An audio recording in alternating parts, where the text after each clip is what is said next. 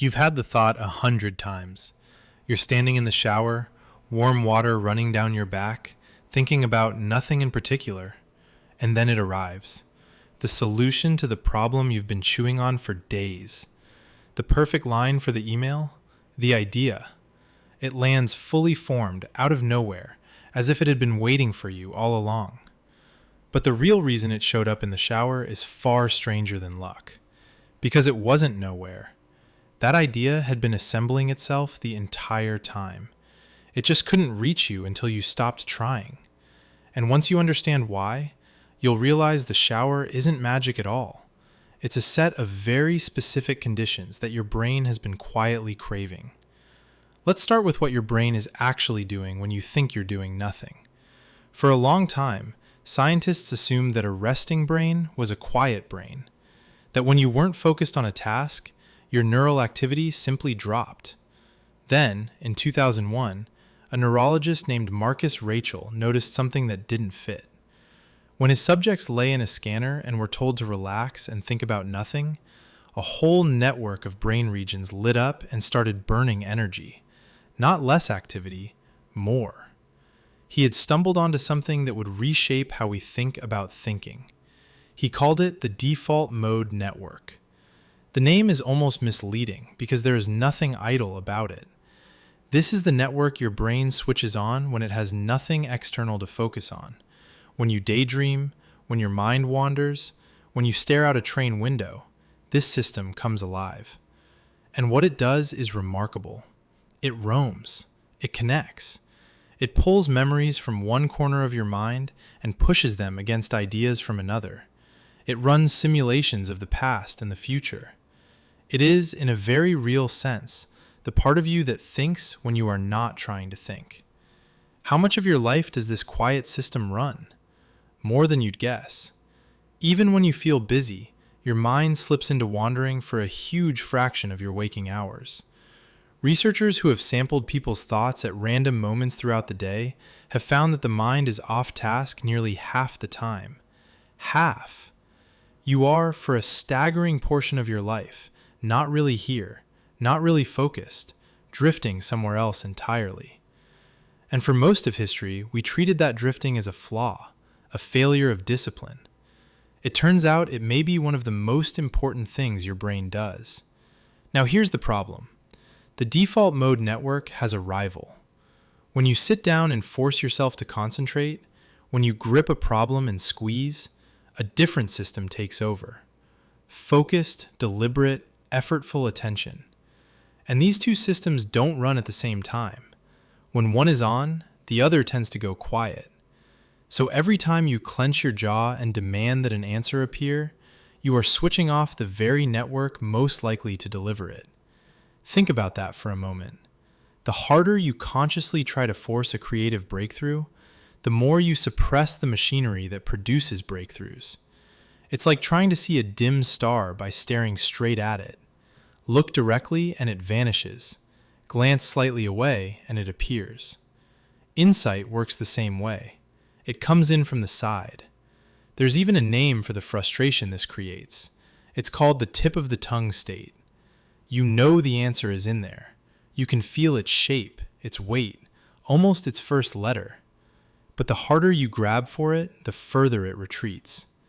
And then, an hour later, when you've moved on and stopped caring, it drops into your head unannounced. That's not a coincidence. That's the same mechanism. Your focused mind was standing directly in the doorway, blocking the very thing it was trying to retrieve. Only when it stepped aside could the answer walk through. So what does the shower do? It creates the perfect conditions for that sideways arrival. And there are 3 ingredients, each one pulling in the same direction. The first is distraction that isn't quite distracting.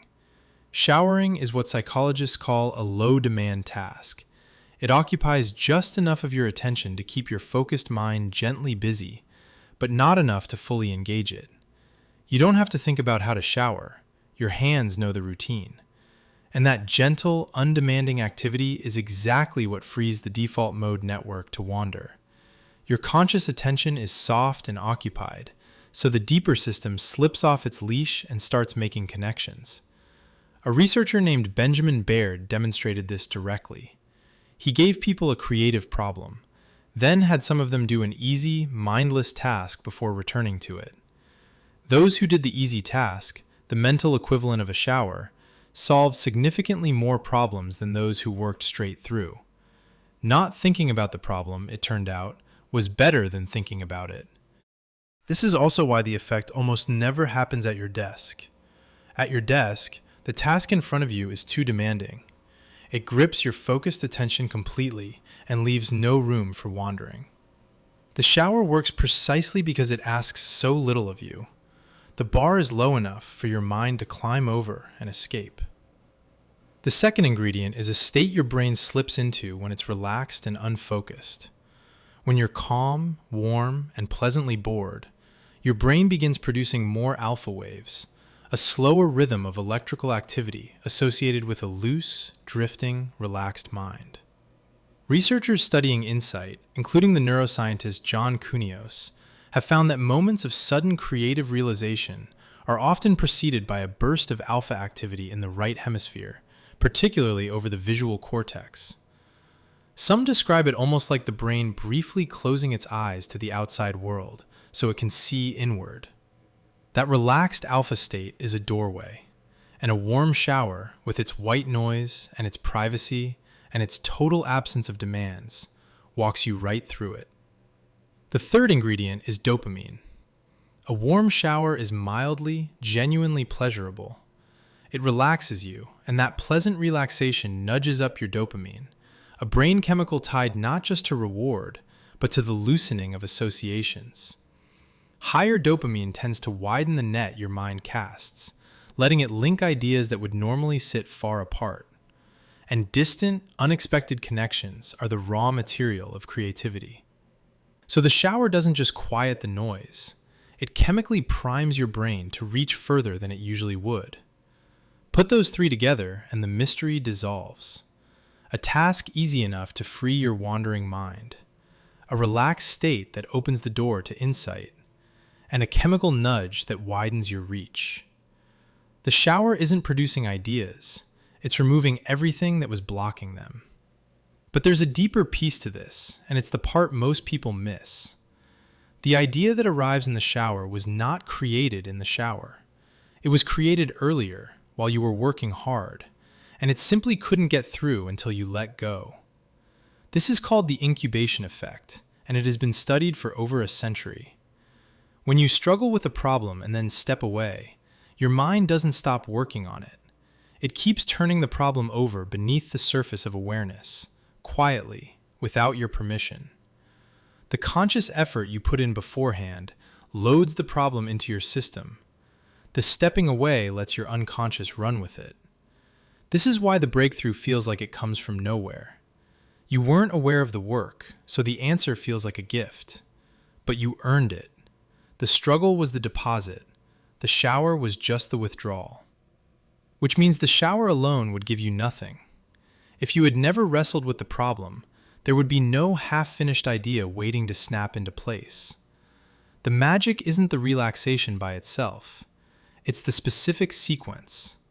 Effort, then release. Load, then let go. The people who have the most shower insights are almost always the people who did the most focused work first. The great mathematician Henri Poincaré described this more than 100 years ago. He wrote about laboring for days on a problem, getting nowhere, and then setting it aside. And later, at the moment he stepped onto a bus, thinking of something else entirely, the solution arrived with complete certainty, fully formed, as though it had assembled itself while he wasn't looking. He had done the work. The bus was simply where the answer chose to surface. Your shower is your bus. And the pattern repeats across the whole history of discovery.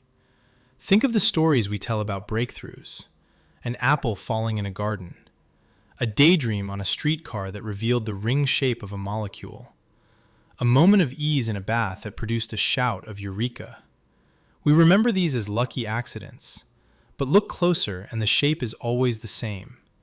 A person who had already poured enormous effort into a problem, who then relaxed, and who received the answer in the gap. The relaxation did not replace the work, it completed it. The mind needs both halves, and it needs them in that order. So there's something almost paradoxical hidden in all of this. We live in a culture that worships focus. We're told that the answer to every problem is to concentrate harder, push longer, grind more. And focus does matter. It's the deposit. But we've forgotten the other half, the half that actually delivers. The letting go, the wandering, the willingness to step away and let the quiet part of the mind do what only it can do. There's a practical lesson buried here, and it's worth taking seriously. If you are stuck, truly stuck, the worst thing you can do is keep grinding against the same wall. The most productive move is often to stop, to go for a walk, to do the dishes, to take a shower. Not as a reward for finishing, but as part of the work itself. Stepping away is not quitting. It is handing the problem to the part of your mind that solves it best. The trick is to load it first, fully, with real effort, and then trust the quiet system to finish what you started. Your best thinking doesn't happen when you're trying your hardest. It happens in the gap afterward, in the shower, on the walk, in the drifting moments just before sleep. Those aren't wasted moments. They are when the real work surfaces. So the next time an idea ambushes you under the warm water, understand what actually happened. It wasn't luck, and it wasn't the water. It was your mind, finally left alone long enough to hand you what it had been building all along. You just had to stop reaching for it. And the moment you did, it was there.